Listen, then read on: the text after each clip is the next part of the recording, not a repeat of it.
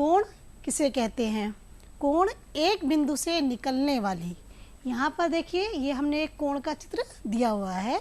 इसी के आधार पर आप समझने का प्रयास कीजिए कि एक बिंदु से निकलने वाली दो किरणों के फैलाव अथवा झुकाव को कोण कहते हैं।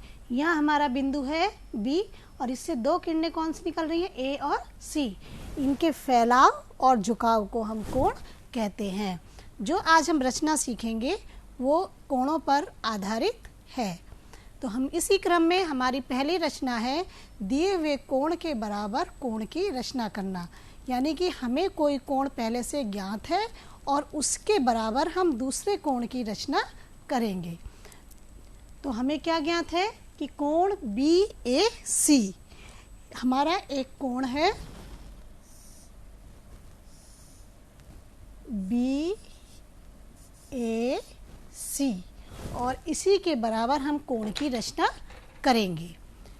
जिस क्रम में हम रचना को करते हैं उनको हम क्रम से लिखते जाते हैं और उसी को ही हम रचना के चरण कहते हैं।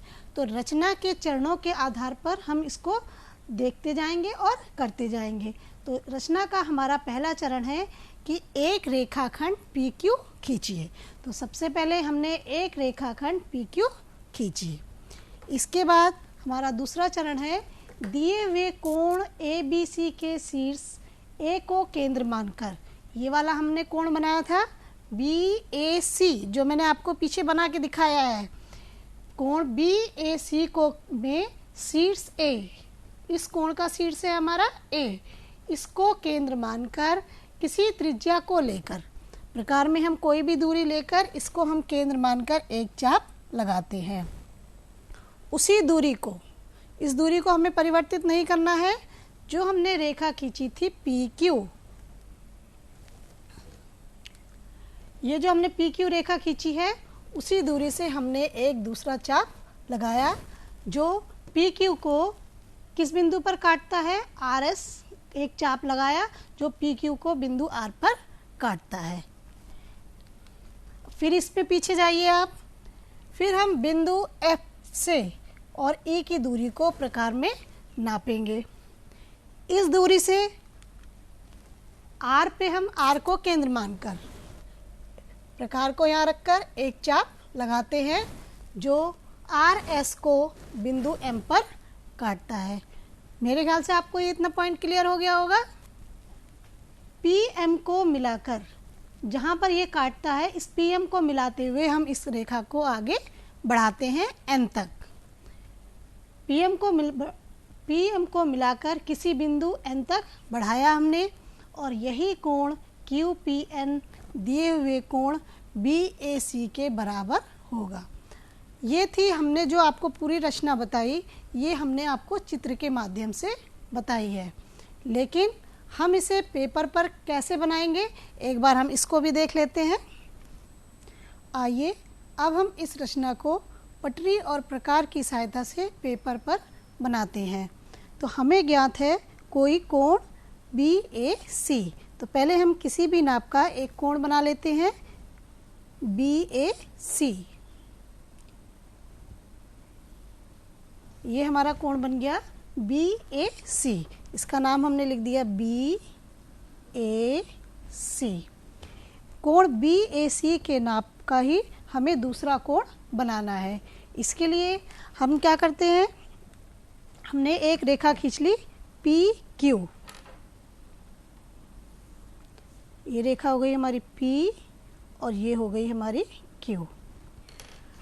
जिस कोण के नाप का हमें कोण बनाना है, प्रकार में कोई त्रिज्या लेकर उसके शीर्ष से हमने एक चाप लगाया। तो हमारा जो कोण पहला है BAC, इसका शीर्ष है A और हमने प्रकार में कोई त्रिज्या लेकर शीर्ष A से एक चाप लगाया। उसी त्रिज्या से अब हम बिंदु P को केंद्र मानकर एक चाप लगाते हैं।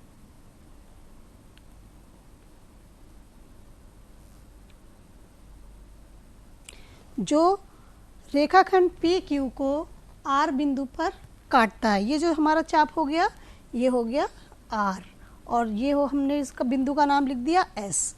अब हम जो हमारी ये दूरी थी E और F, इस दूरी को हम नापते हैं और इसी दूरी से बिंदु R को केंद्र मानकर एक चाप लगाते हैं। ये चाप काटता है हमारा बिंदु M पर। P और M को मिलाते हुए हम आगे बढ़ाते हैं।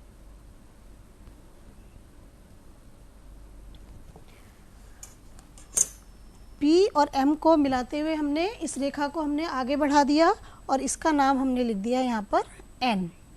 अगर हम कोण QPN को नापते हैं तो यह कोण हमारा कोण BAC के बराबर आता है, जो कि हमारा पहला कोण ये दिया हुआ था BAC और इसका ये जो चाप था वो था E और F। तो इसी के नाप का ये हमारा कोण बन गया कोण BAC बराबर हमारा कोण बना है QPN। और इसको नापने के लिए या तो हम ट्रेसिंग पेपर से इस कोण को नापकर और फिर हम इस पर रखकर देख सकते हैं कि हमारे दोनों कोण आपस में बराबर आए हैं या नहीं, या फिर हम चांदे की सहायता से भी नाप सकते हैं। तो देखिए ये हमारा चांदा है और हम इस चांदे से इसको नाप लेते हैं कि हमारा कोण ये वाला कितने कोण BAC कितने डिग्री का था। हमने इसको नाप लिया और ये हमारा कोण आ रहा है 45 डिग्री। ये हमारा आ रहा है 45 डिग्री। अब हम अपने कोण QPN को भी नाप कर देखते हैं।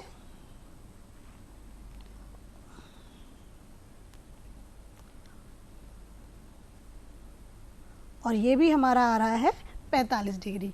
इसका मतलब हमारे दोनों कोण आपस में बराबर हैं। इस आधार पे हम जो है ये कह सकते हैं कि हमारा कोण BAC बराबर है कोण QPN के। इस प्रकार हम कोण के बराबर कोण की रचना कर सकते हैं।